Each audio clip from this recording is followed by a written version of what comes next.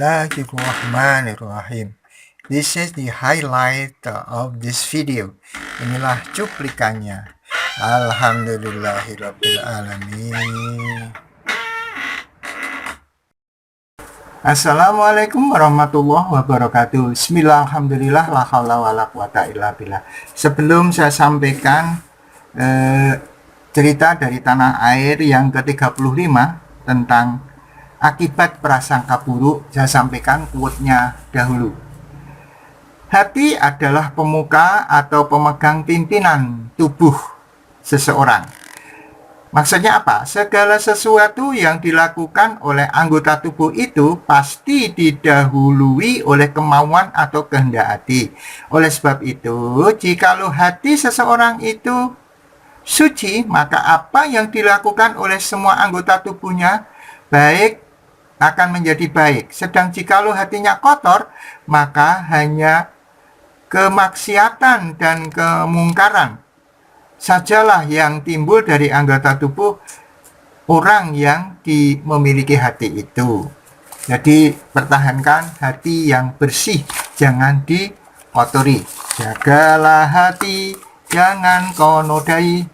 Oke, selanjutnya saya sampaikan cerita dari Tanah Suci yang berjudul Akibat Prasangka Buruk.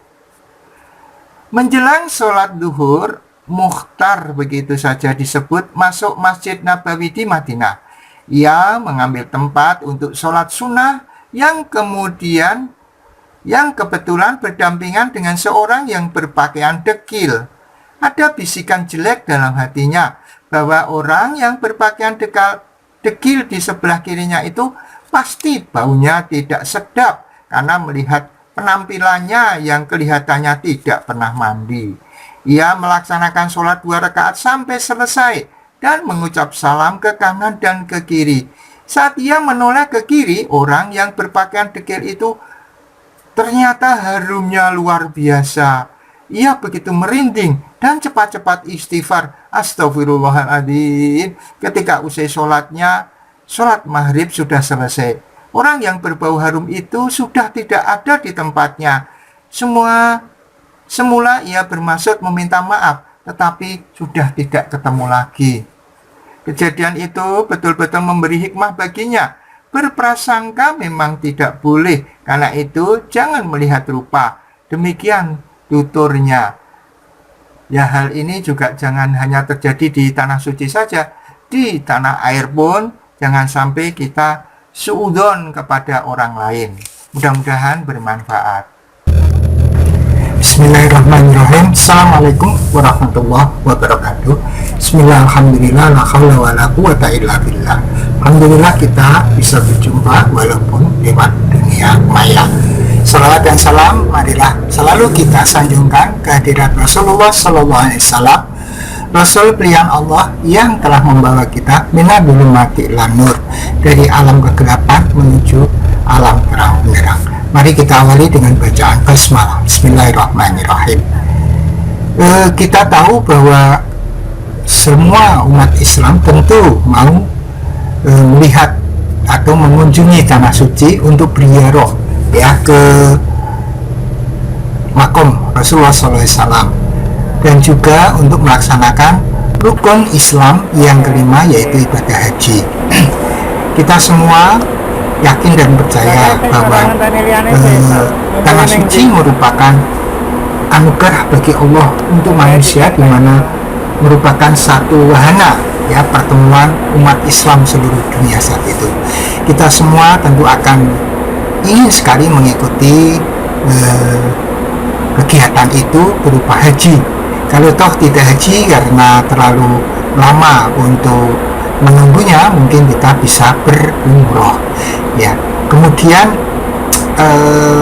kita juga tahu bahwa Tanah Suci ini banyak keajaiban di sana, banyak hal-hal yang di luar nalar begitu, tetapi itu semua adalah atas izin Allah Subhanahu wa Ta'ala.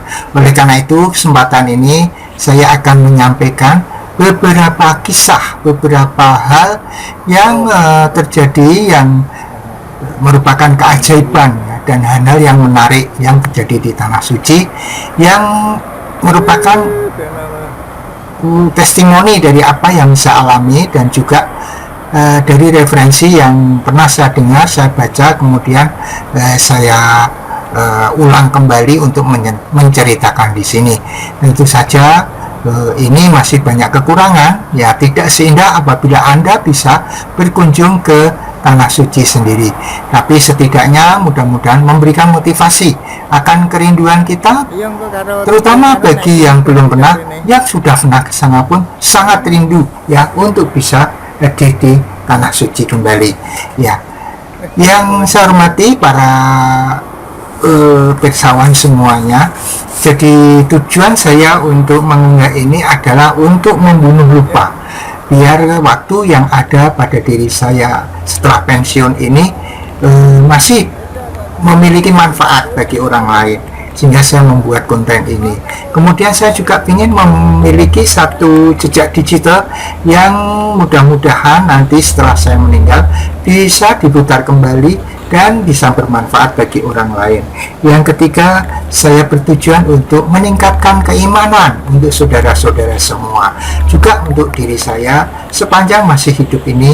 Mudah-mudahan iman kita tetap meningkat ya, sebagaimana Allah berfirman, a'udzubillahi minasyaitonirrajim, bismillahirrahmanirrahim, ya ayyuhalladzina amanu taqullaha haqqa tuqatih wa la tamutunna illa wa antum muslimun. Ya ayyuhalladzina amanu, wahai orang-orang yang beriman, ittaqillah, mari kita tingkatkan ketakwaan kita kepada Allah. Wala tamutunna illa wa antum muslimun, jangan sampai kita meninggal selain memeluk agama Islam. Kita pertahankan keimanan kita, kita pertahankan keislaman kita, tidak hanya untuk diri kita, sampai anak cucu kita. Kemudian saya pesankan kepada anak cucu saya, kepada saudara-saudara sekalian, tegakkan sholat, tegakkan sholat, tegakkan sholat, sebagaimana Rasulullah berfirman, sabda Rasulullah Sallallahu Alaihi Wasallam, as-sholatu imaduddin, faman aqomaha faqad aqomaddin, wa man tarakaha faqad hadamaddin. Sholat itu tiang agama, siapa yang menegakkan agama dia menegakkan sholat, atau ya menegakkan sholat maka dia menegakkan agama. Jadi barang siapa yang meninggalkan sholat maka dia adalah merobohkan agama.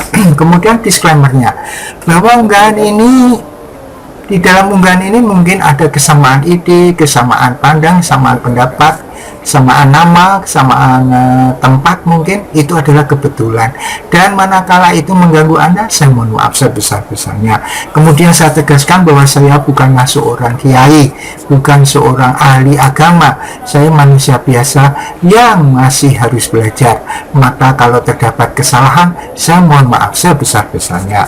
Yang ketiga, mungkin judul dan caption di thumbnail video ini atau keterangan di description mungkin berbeda dengan apa yang ada di sini. Saya mohon maaf sebesar-besarnya.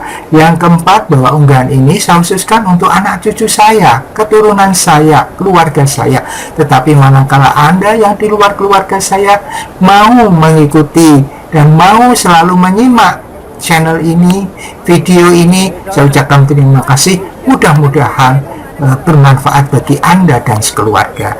Yang kelima, bahwa unggahan ini sifatnya itu masih subjektif, masih banyak kekurangan. Oleh karena itu perlu disempurnakan. Bila ada yang lebih, pakailah, itu datangnya dari Allah. Tetapi bila ada yang kurang, itu adalah dari kebodohan saya, maka maafkanlah. Maka sebelum saya tutup, saya doakan mudah-mudahan kita semua diberikan keberkahan, diberikan kesehatan, diberikan perlindungan dari Allah Subhanahu wa Ta'ala. Dan di samping unggahan ini, saya juga memiliki video-video yang lain yang bisa Anda simak setelah ataupun di video ini, yang bisa Anda tonton setelah ini. Mudah-mudahan bermanfaat. Assalamualaikum warahmatullahi wabarakatuh. Maka sebelum saya tutup, saya doakan mudah-mudahan kita semua diberikan keberkahan, diberikan kesehatan, diberikan perlindungan dari Allah Subhanahu wa Ta'ala.